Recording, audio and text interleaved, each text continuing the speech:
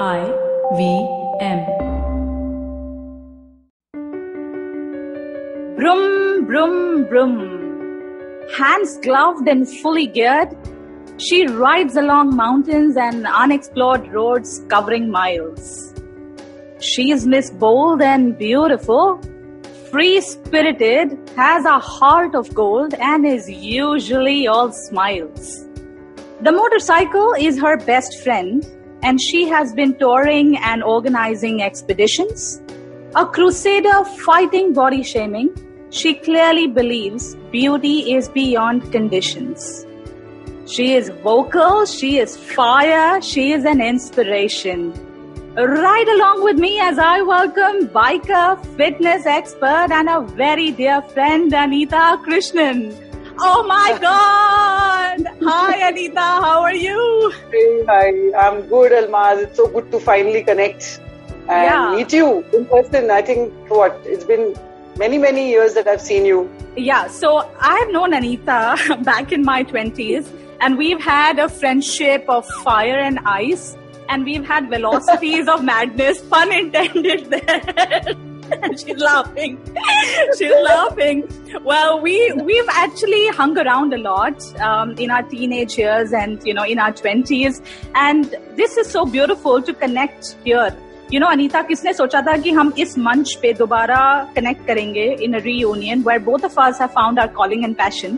And we're going to discover that. So I am super excited about this conversation. Let me formally introduce you and all the listeners that have joined the show. Welcome to Beyond Cliche. This is a show where we break gender stereotypes.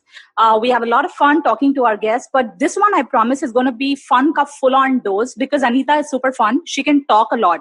In fact, I was telling her, why don't you start a podcast? And she's like, nahi baba, ye matlab bahut zyada commitment hai. It's better I'm happy in the mountains.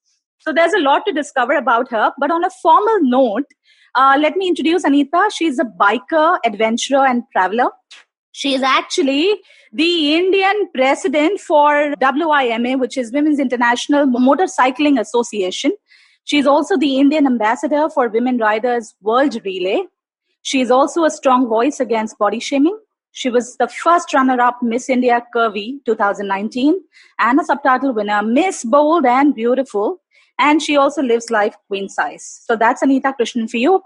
This is your host in those style, and welcome to Beyond Cliche. I am a speaker, author, coach, change maker, and I am also running a campaign where I'm asking a leading diaper company to include the father's image on the wrapper. I think it's very important that we change the narrative and we have parents equally participating in their roles.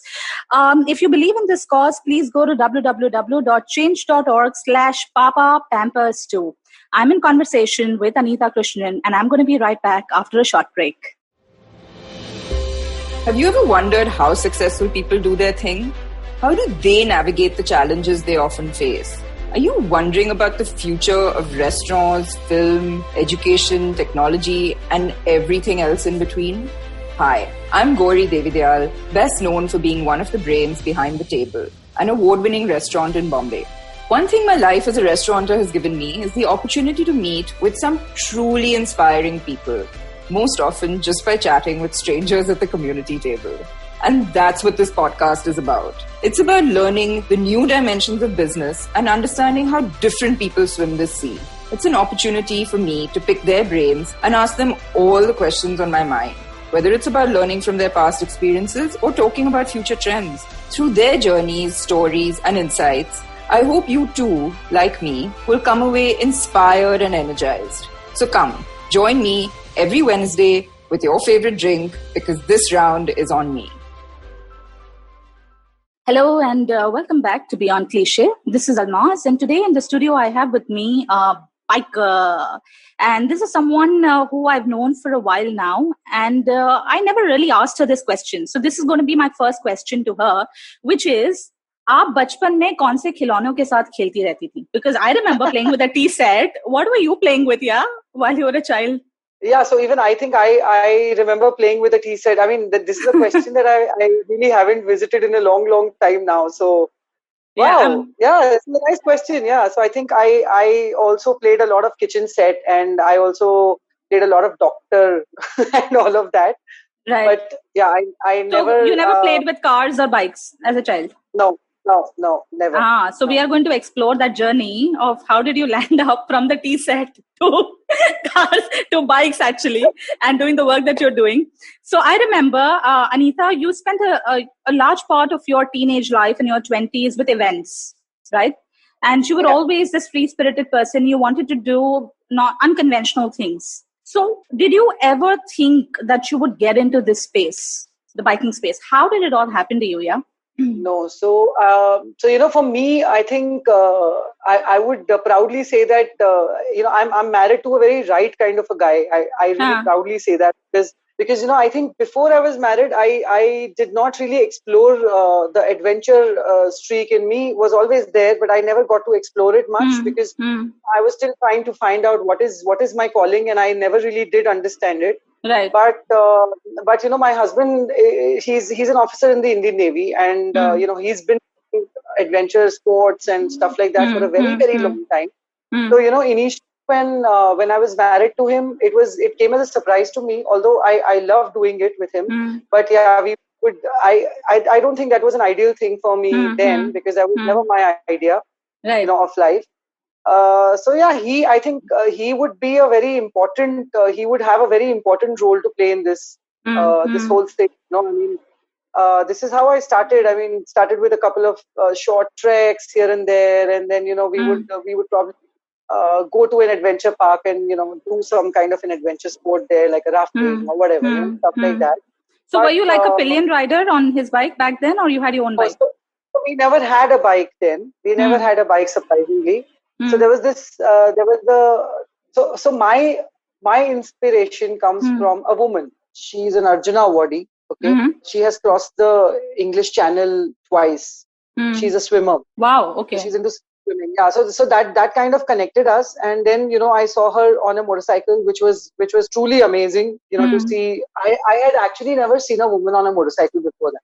Did you ride one? I think I remember you attempting to ride one, or is it just a memory in my head? Back in your 20s, did you ever ride a bike?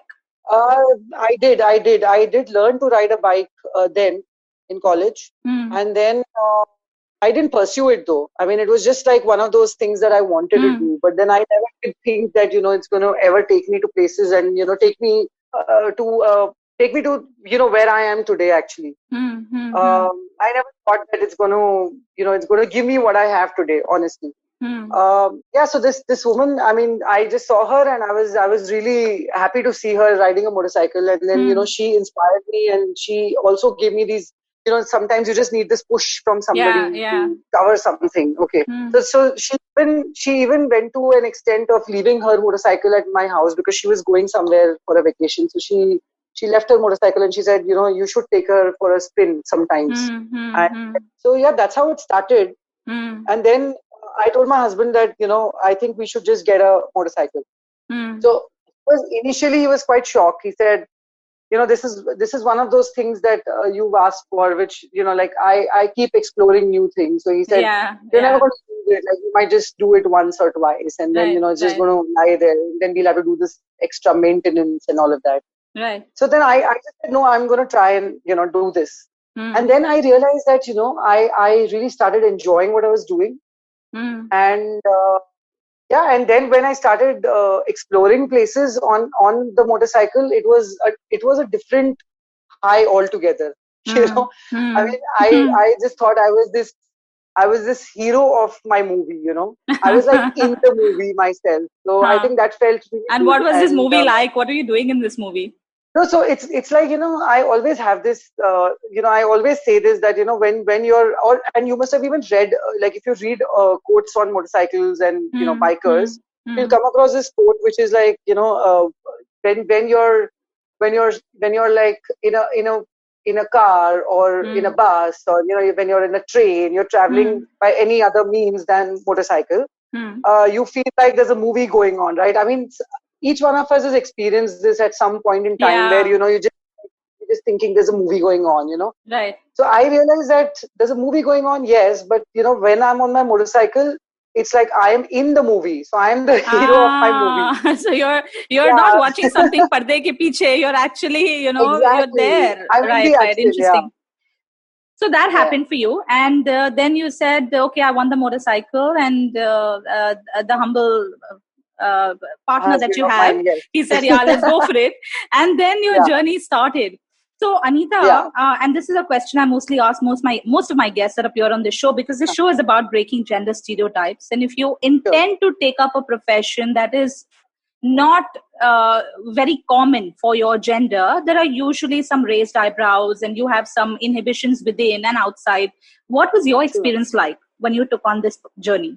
So, I cannot really say that I had a problem starting from home, because I think my parents were also very supportive with this decision, and my husband, like I said, was also very supportive. So I did not really have an issue with, people from home per se, but of course, I mean, it's not a very regular thing, that you see, that you don't see, like nowadays. Of course, there is a lot more number of women coming out and learning motorcycling, and you see a lot of women. But then we still have a very, very long way to go. Oh, of course. I'm just imagining if there is a mother-in-law having a conversation with someone and people ask, "Aapki bahu kya karti hai?" वो motorcycle चलाती है. This is not something that you would usually hear in a patriarchal narrative in India, right? It's far away from that. Yeah, so I think I have been lucky enough to not face any of these issues at home. But since I lead this Women's International Motorcycle Association, the India chapter, I do come across a lot of women, who have to go through this this prejudice, of how can a woman ride a motorcycle, and like if you no. So actually, see, when I said I want a motorcycle, somewhere my husband did say that, I think we should go for a scooty and not like a motorcycle, because a scooter is a very woman thing, and a motorcycle is not. But here's a catch, my motorcycle never would ask me my gender. When I ride, I'm a rider, and I'm not like a male rider. You're not like a woman rider. Correct. Exactly. So my motorcycle doesn't know any gender. No, but I have a question on that, Anita. So normally the thought in a layperson's mind is that motorcycles are heavy and they require more physical strength, and that is why you probably have more men riding motorcycles. How true is this? No, I think that's a complete myth. I think that's a myth. Really? Yeah, but यार motorcycle का वजन तो overall scooty से ज़्यादा होता है ना, तो is there like strength required to run it? See, it's not about the kind of motorcycling that I am doing right now requires a lot of endurance for sure. But then we have women of all sizes who ride a motorcycle. I mean, you have women who are extremely skinny, and you have women like me who are plus size. So it's about handling a motorcycle, and at the end of it, it's about how you balance yourself on two wheels. Basically, it's about that.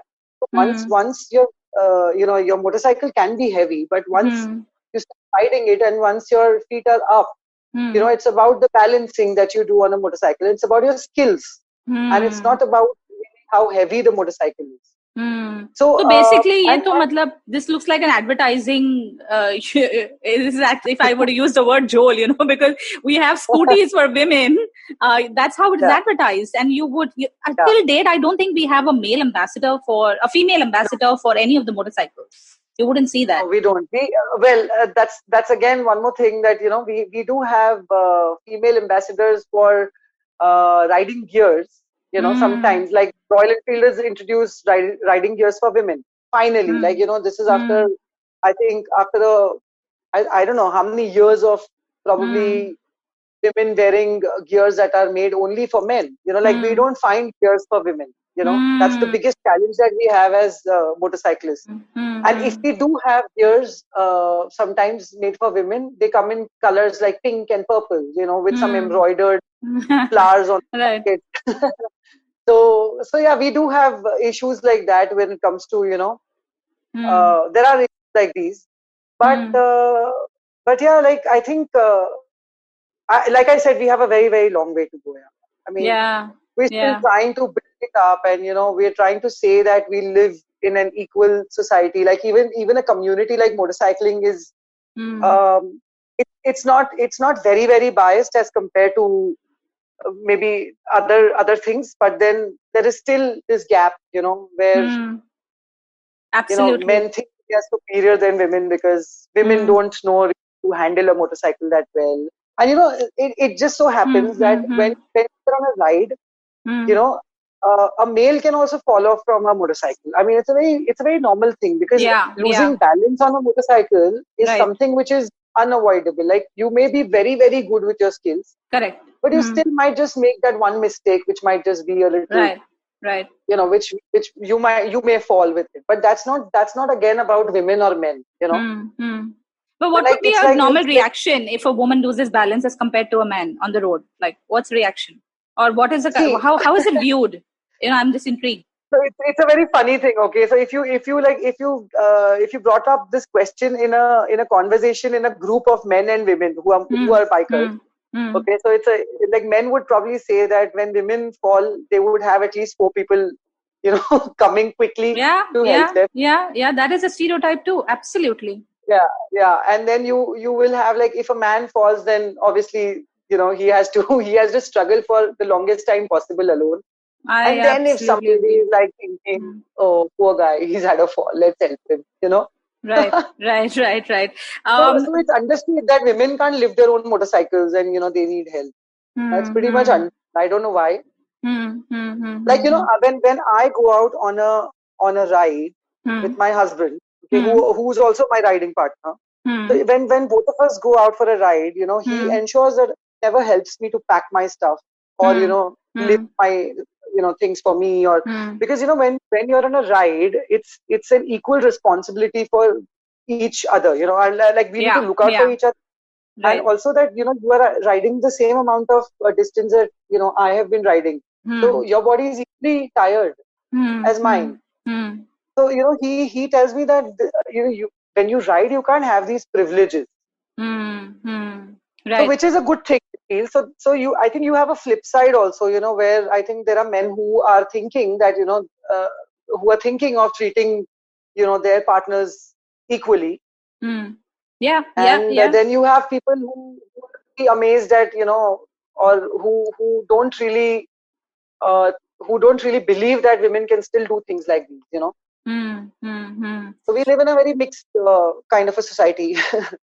But we have a long way to go. And, usually whenever I have a conversation on a subject like this, which is rare, we sort of get deep into understanding where is this cliche or stereotype coming from. And in my head, this is all coming from this conditioning that little boys and girls go through, where boys are spoken about the need for speed. It's such an important thing, right? We talk about this for men and that whole rush and this whole overall speed. Also, somewhere, isn't it about size, right? The bigger the size, the better for the man. I mean, this is such a cliche. So obviously a motorcycle is much bigger, rides faster, and it's like a big thing for a man. And I think that's where this whole narrative has gone for a toss. And we as women, and if you're telling me that it's a myth, Anita, I really didn't know that it's actually a myth that, a woman it's more about endurance and not really about weight and the ability to handle endurance and skills. You can't of course not count skills in.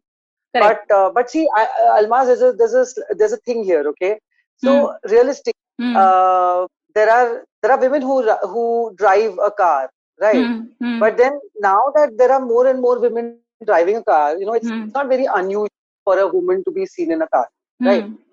But again, like men also come in different sizes. Like, there are like these skinny men who ride a motorcycle. Exactly. Yeah. And then there are these tall guys and, who also ride a motorcycle. So I think it's just about what you want to do and where the willpower is coming from. At the end of it, I mean, if I have a goal, then I'm unstoppable for sure. So I think it has nothing to do with men or women. Yeah, absolutely. So like you said, your motorcycle does not judge you on the basis of your gender. You're someone that has led a lot of expeditions. And I remember the other day when we were talking, you shared some really interesting stories with me. So tell us about the work that you've been doing, Anita, and this will help us understand how motorcycling for women has been growing, because a lot of us don't know. So it'll be nice if you can throw some light. Sure. So for me, riding with women, a group of women, is very, very special. You know, I mean, I always prefer riding with my own tribe.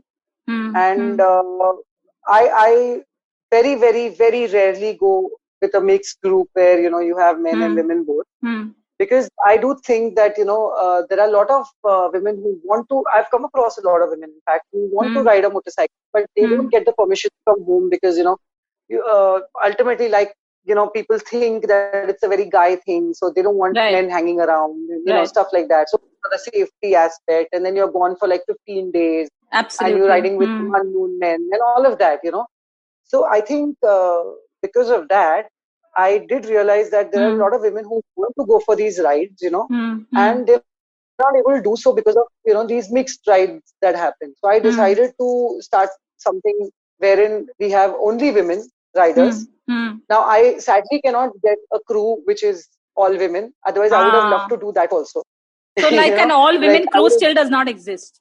That is no, it doesn't, because you know we don't have a mechanic. We do have, like, I think we can count, like we have maybe 2 mechanics all over India who are women. You know, so like for a breakdown you need a mechanic during a ride, and you know, so you need to get those people. So I don't have a choice but to take the mechanics who are men.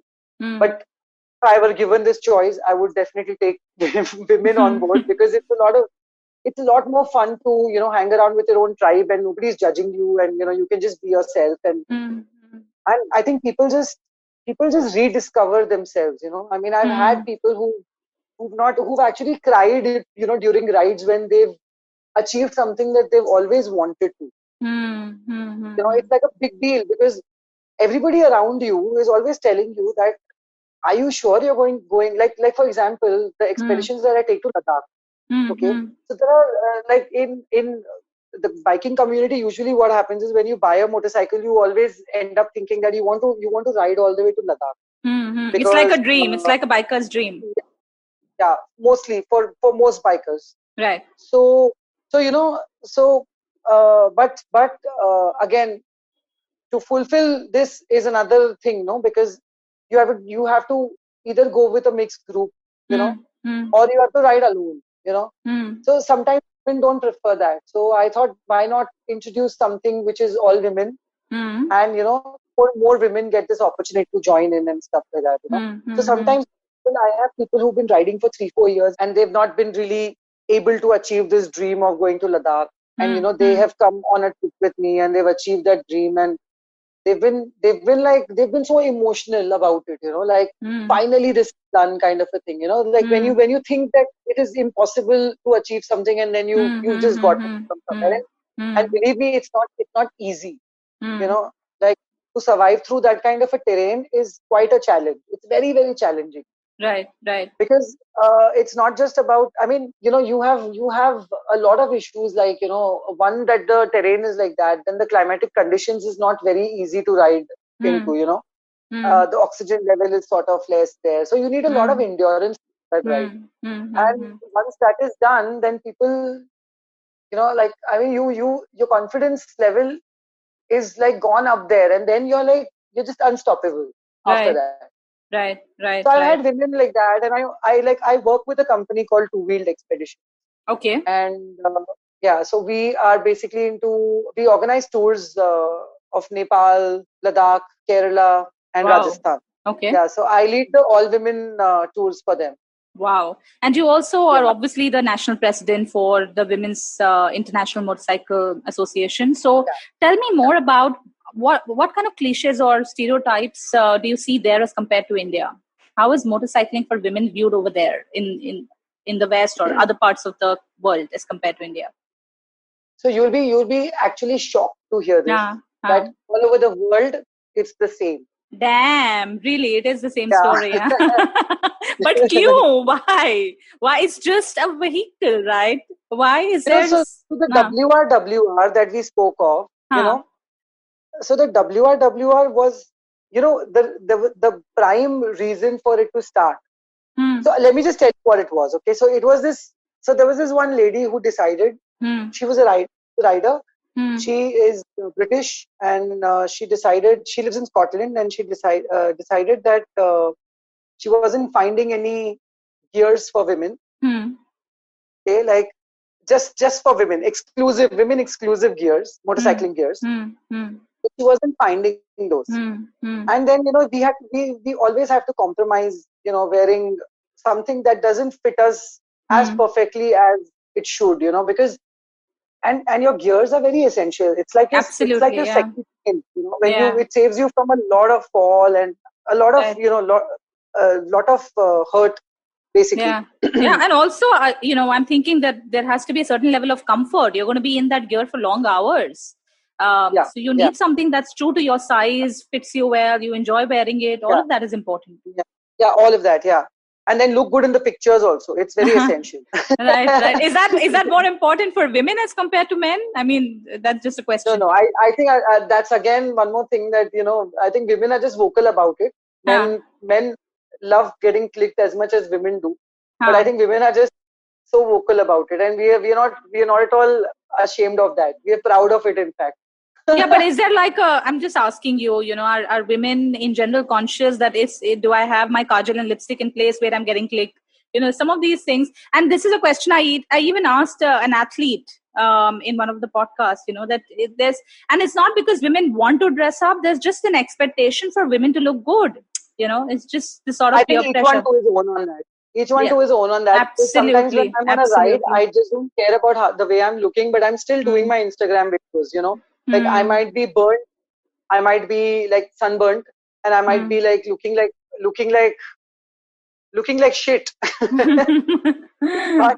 but I don't care, but there are women who are very particular about, how they look on a video. And I think that's each one to their own. Absolutely. On that. So we were talking about this lady who started this association because she couldn't find proper gear. So she started this. So she decided that we need to unite all the women riders all across the world, and then she just randomly, this was just one of those ideas that just crops up one day when you're like frustrated, and then you come up with this idea, you just make up a team and get the ball rolling, and then you just make an announcement on Facebook, and she had like about 4,000 women joining her on, I think, the first day itself. My God, that's how it happened. It went viral overnight, literally. In 1 week she had like 4,000 women riders all across the world joining her. And so we were all very excited about this relay, which started from Scotland. It went all around Southeast Asia, and then it went all the way to it went to Africa, it went to Dubai, it went to Australia, it went to the US, it went everywhere. So there was a baton that was going around. So the baton had it was like a proper relay. So the baton was passed on from different countries to each other. So that way we also connected with a lot of riders from our neighboring countries. Like, we got the baton from Pakistan.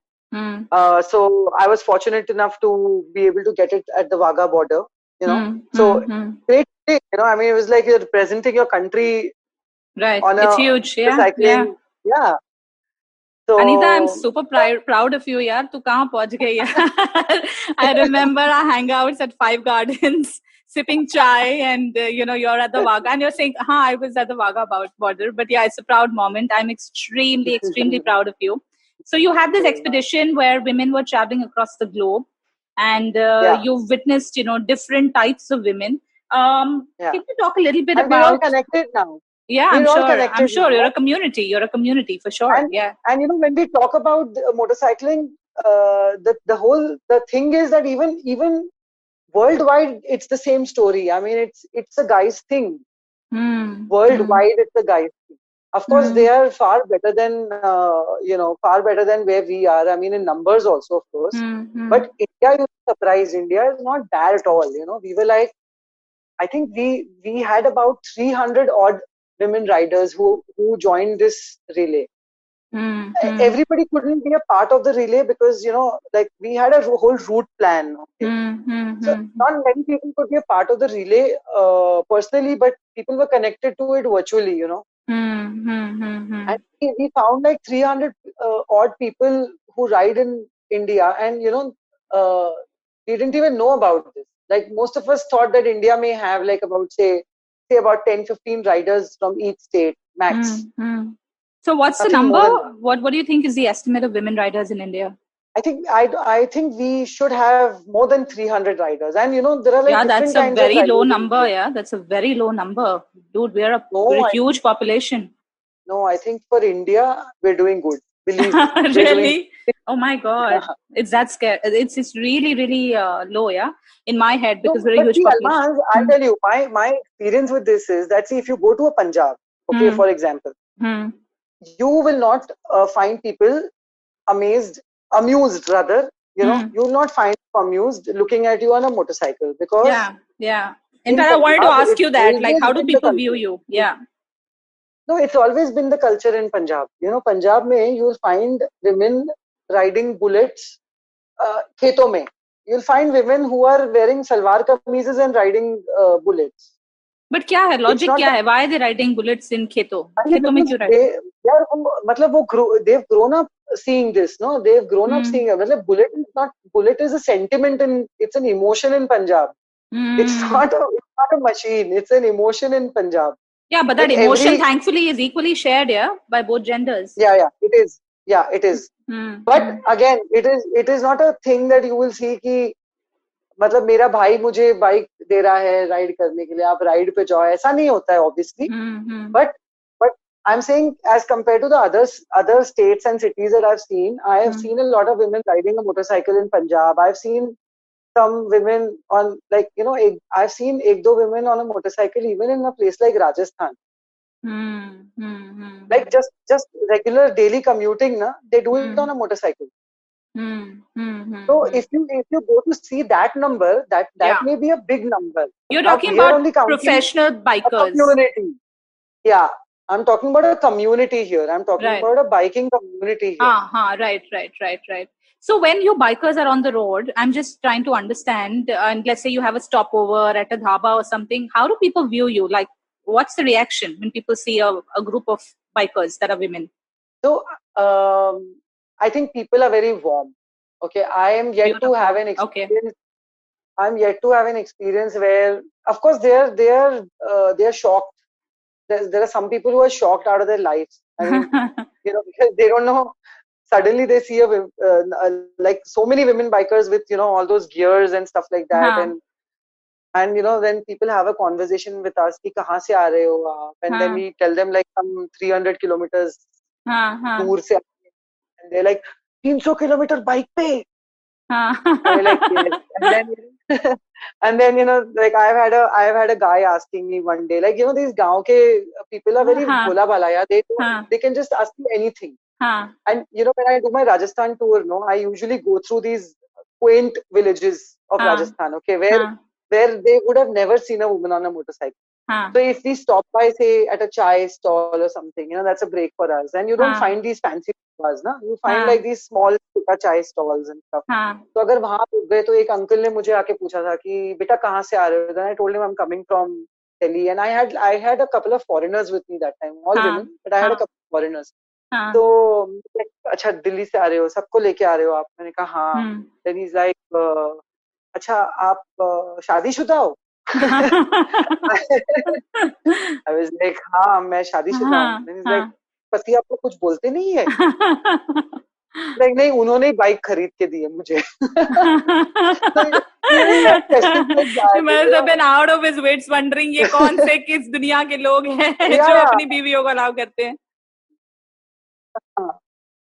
मतलब foreigners का तो चलो समझ में आता है उनको कि वो तो मतलब they are like this only, they are like they do anything, but Indians के लिए ना it's not an easy thing to digest कि अरे ऐसा भी होता है, वाह. Okay, so building on those on that, I just want to know what kind of women do you have riding with you?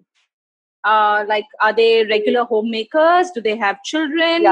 what kind of professions do they come from, backgrounds do they come from? It's very interesting, it's a very interesting blend and a mix, because we have people who are homemakers, who are entrepreneurs, who are basically, like I have this one woman I know of who's a beautician who's a beautician who goes, these home to home kind of beauticians.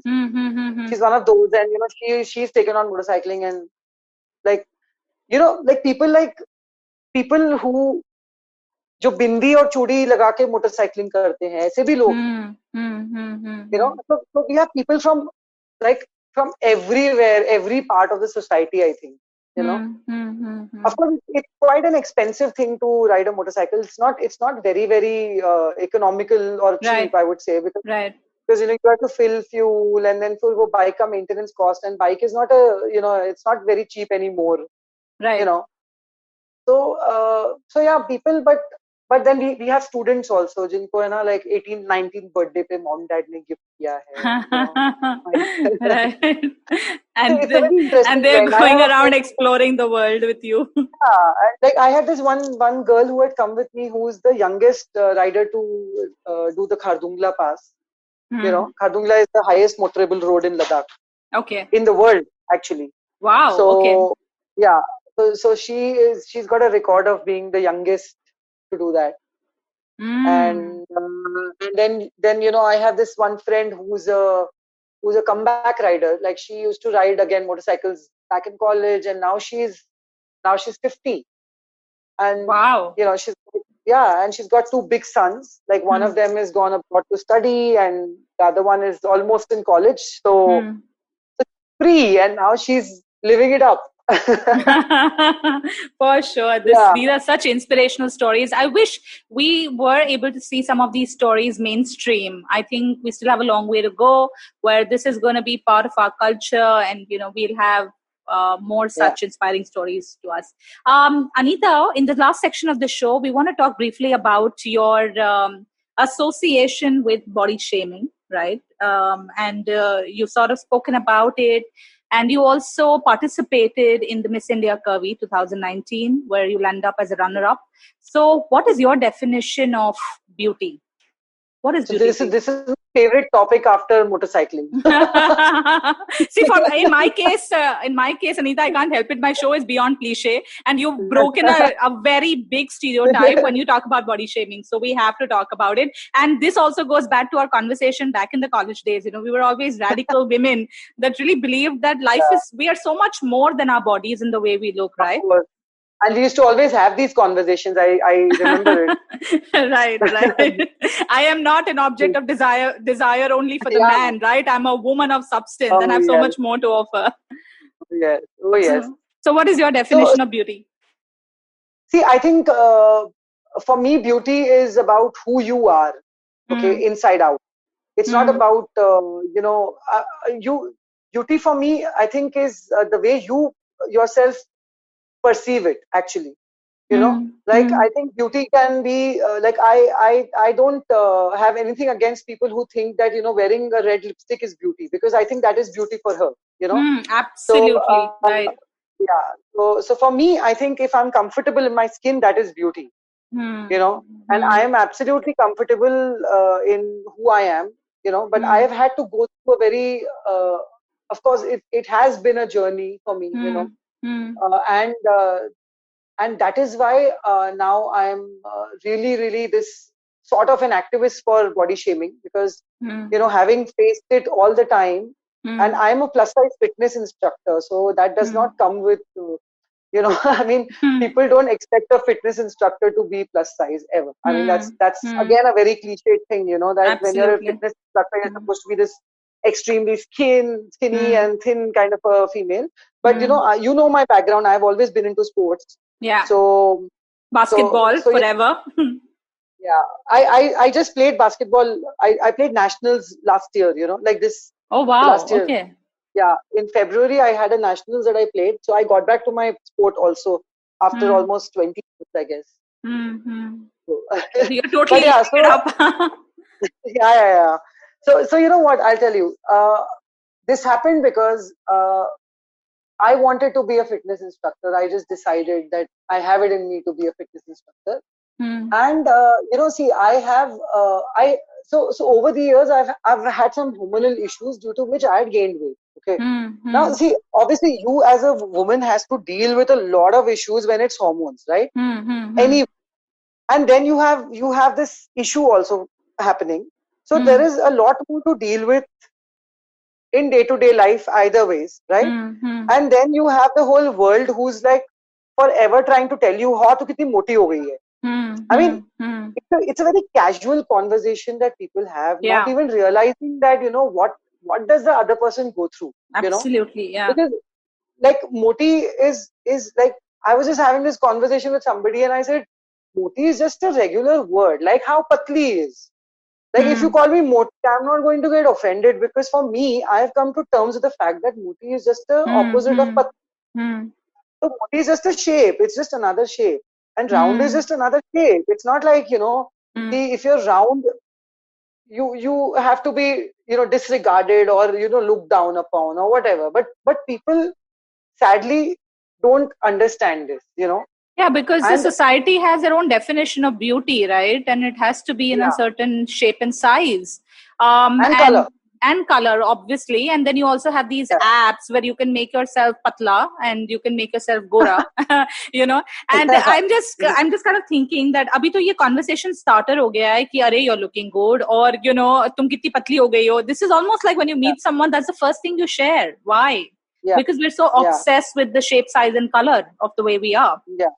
So, although we are trying to break this stereotype and say that, we are living in a world now which is not about this shape and size and color, but somewhere down the line we are all doing that. We're all doing that. Like, I'm not going to deny it that, I do feel strongly sometimes that, I should probably lose weight because yes, clothes are going to fit me better.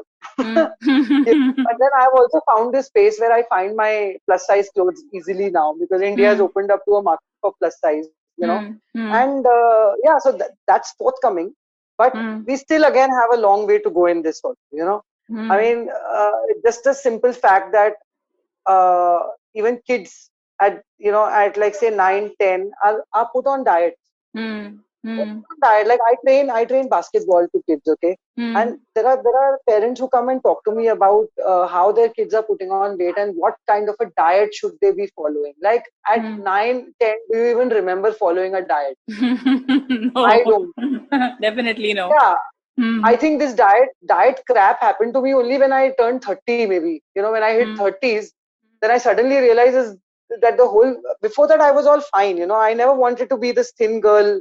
I was always a big girl. I was never this thin girl, Yeah. I was always a big girl. So that's my body type, and so I realized that, if I accept this, if I accept myself is when everybody around me is going to be comfortable accepting me, So the moment you wake up in the morning, I would tell myself that it's just absolutely fine. I think I look great.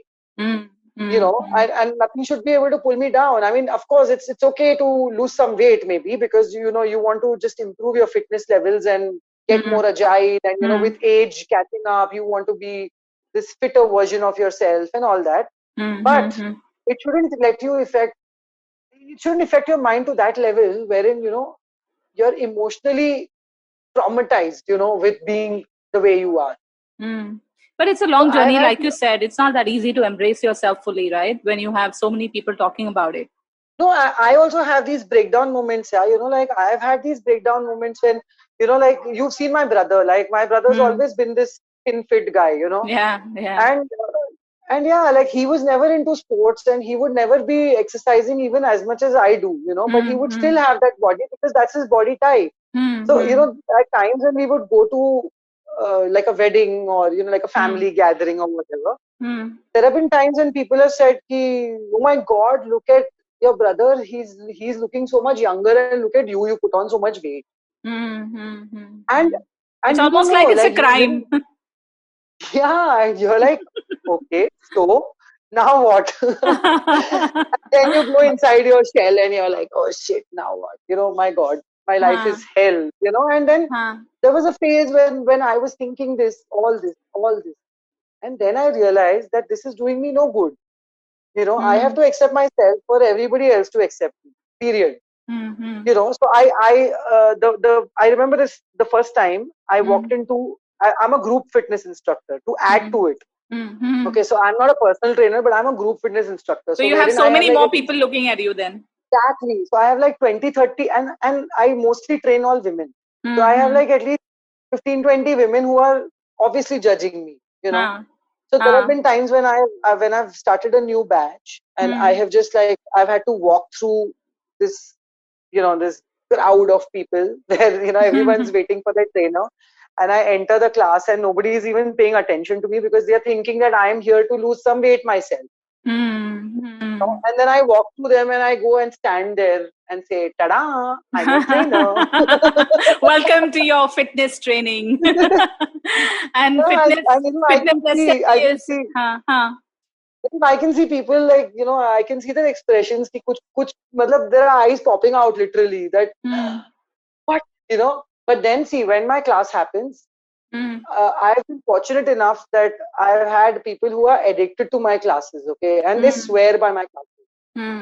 So I've understood that it's not just about losing weight, but it's all about fitness. If you're able to do something that with the body weight that I have, if I'm able to, do something that I've always wanted to do, and if I'm good at something, I think, see, for example, a dancer, okay, a dancer also the perception that, a dancer has to be this thin-bodied person, but like a Ganesh Acharya or a Saroj Khan. All of them, most of them actually, yeah. And they're pros, right? Yeah. That says it all, and then the biggest inspiration was this. I somewhere read about, Arnold Schwarzenegger ka jo coach hai. Okay? Arnold Schwarzenegger is the biggest name that the fitness industry has ever seen. Absolutely, yeah. If you go and Google his coach, I'm going to do that. I have no idea about this. You will be surprised if you look at his body type. You will not believe yourself.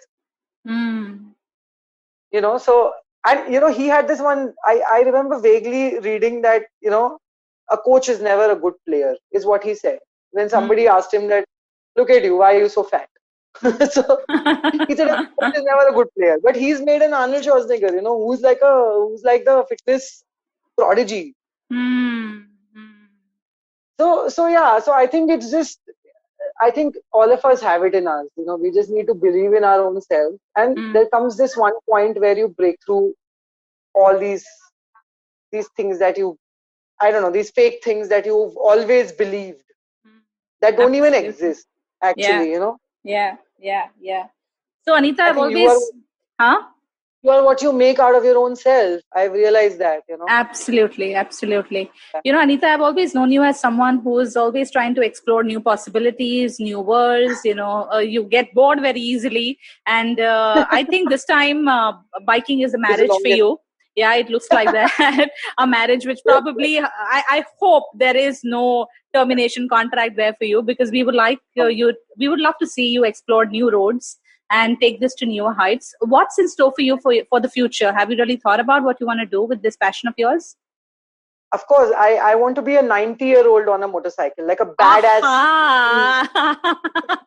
I wish to be a pillion rider with you before that. I would love it if you learn to ride a motorcycle instead and ride next to me, like both of us riding our own motorcycles. Imagine that. Yeah, actually, why not? Yeah. That would be pretty cool. Yeah, that would be pretty cool. Great. So, what would be your message to someone who's listening to the show and has an inspiration or an aspiration rather to ride a motorcycle? She's a woman sitting in a house wondering, kash main motorcycle chala sakti. What would you like to tell her? I think just collect a lot of money. Get a motorcycle first. Get a motorcycle, or actually even before you get a motorcycle, just get on to just go on to somebody who can teach you to ride a motorcycle. It's a lot of fun to ride a motorcycle. I mean, if you have a calling, that is, of course. But just to learn a motorcycle. Now, in fact, there are a lot of these girls who are running these companies where they're teaching women to ride a motorcycle. Like there are these riding schools that have opened up in India. Really? Like a very wow. Just like a driving school, you have riding schools. I think you can Google it. You'll find n number of them. Yeah, I'm just thinking this is like a huge market gap, right? We've never had riding schools. मतलब खुद से सीख लो, किसी को बता दो, सिखाने बोल दो और सीख लो. That's how it's always been, right? Mostly for riding. They give you proper lessons. Like they teach you everything that you need to know to be a motorcyclist. Actually, starting from riding a motorcycle to what gears should be bought, and how should you be controlling the motorcycle, everything. So and 3 दिन में तो you start riding a motorcycle, and they give you the motorcycle to ride also. Wow. So I'm you inspired. have to go and buy a motorcycle. So if you want to know how it feels, if you want to know you're the hero of a movie or not, you go try this riding class. Yeah. And then after that, I would just like to say that, each one of us, I think, are very differently made, and we should just embrace ourselves for who we are, And I think, like, see, even for example, in motorcycling, we have very different kind of women who do different kind of riding. Like, I have a friend who's a rally racer, a very dear friend of mine. She's a racer, okay, but she's not even a racer on the track. She's a racer in the trails, like in the mountain trails, which is very, very, very dangerous. Like you're riding on a, stuff like that. And then you have women, like I have a friend who's a track racer, who's one of the fastest women bikers in India. So people like that, and then people like me who are into touring, So you have a lot of people, like you have this huge tribe that you can hang around with and be a part of, and most motorcyclists don't sit and judge you. They will love you for who you are, because at the end of it, we're sharing the same passion, Yeah, I like this bit. Yeah, this is a great way to sort of come to a conclusion to this show, that your motorcycle and the tribe of motorcyclists don't judge you, right? This sport is beyond, or rather, this entire hobby is beyond judgment. So that's amazing. Yeah. Great, Anita. And then you don't even have to think about what heels. कितने inch की heels पहनी, कितने inch की नहीं पहनी है, because मतलब option ही नहीं है हमारे पास. और हेलमेट भी है, so you don't have to worry about how your hair is and how your makeup is. So best part तो है कि जब हम मोटरसाइकिल पे होते हैं ना, तो कितने like when I am on a motorcycle, most people cannot even make out it's a guy or a girl. मजा तो तब आता है जब हेलमेट निकलता है. ये हमने हिंदी फिल्मी मूवीज में देखा है ना, जब वो लड़की हेलमेट निकालती है, तब everybody is like tada. So you have a lot of those moments, I'm assuming. नहीं, पर वैसा कुछ नहीं होता है. Please, वैसा रोटी पे कुछ नहीं होता है. जब हेलमेट निकलता है तो please, you don't want to look at us also. Exactly. Bollywood. My God, that's a separate conversation for another day. See, I told you Anita can really talk, right? We've almost crossed an hour, and she's just going on and on because she's so passionate about this, and I'm equally enjoying this conversation. Anita, thank you so much for joining us. I think we've sort of touched the depths of a lot of cliches that women and motorcycling, experience together. We've also spoken about body shaming, and that's also a subject close to my heart. So thank you for picking that up. I think you have a lot of pathways that you need to create and also cross at the same time. I am so happy that you took time out to join us. I know that she's on an expedition. Where are you, Anita, right now? I'm in Dehradun right now. और कहाँ जा रहे हो आप? I'm going all the way to Kedarnath. We are 3 girls riding, and we've just decided that we've had too much of COVID now. I think we just need to get out of the house and ride now. Yeah. Since Uttarakhand is opened up to tourism, we just, of course, we're being very safe and cautious and all that. Yeah. But, in fact, Anita is known to promote safety a lot, and I'm sure she's taken all the safety precautions while she's on this tour. Yeah, absolutely. Safety first. Safety first. Great. So, Anita, you enjoy your expedition. I know you've had a long day. How many kilometers did you cover today? We've done about 250 kilometers. Today wasn't very long.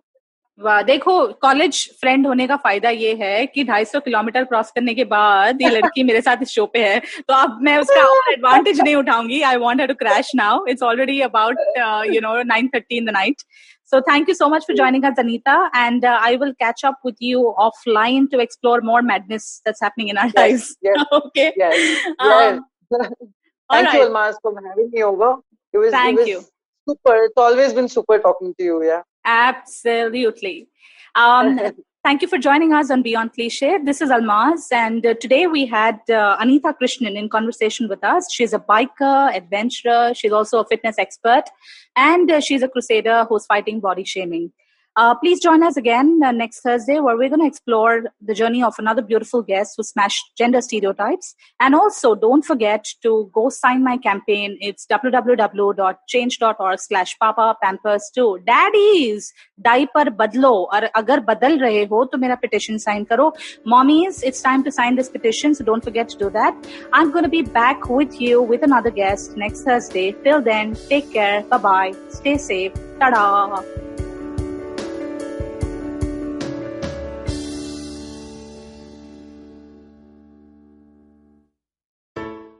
I hope you enjoyed that show. If you aren't following us on social media, please do. We're IVM Podcasts on Twitter, Facebook, and Instagram.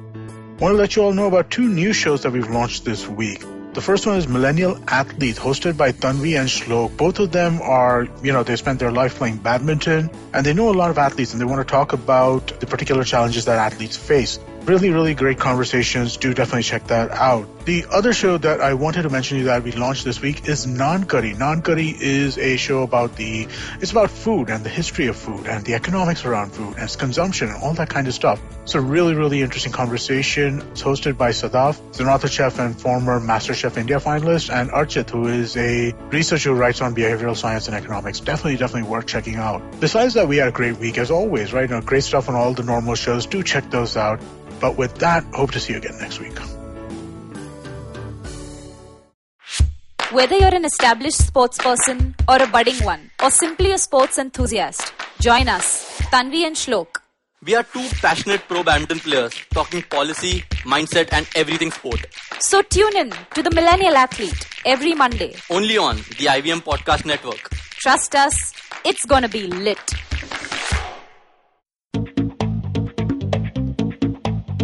Advertising is dead. Yep, you heard me right. Advertising is dead.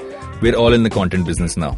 Let's not call it news, TV, radio, etc., etc. It's all content, and we're in the middle of this weirdly exciting phase where all the borders and lines that have been drawn over decades has been swept away by this lovely thing called the internet. We're a show where we don't dwell on just the stuff that is now, but rather the wider stuff about advertising, media, content, and the whole goddamn circus surrounding it. Tune in every Tuesday for our weekly unboxing of the mystery box we used to call advertising. I'm Varun Dugirala, co-founder and content chief at The Glitch, and this is my new podcast, Advertising is Dead.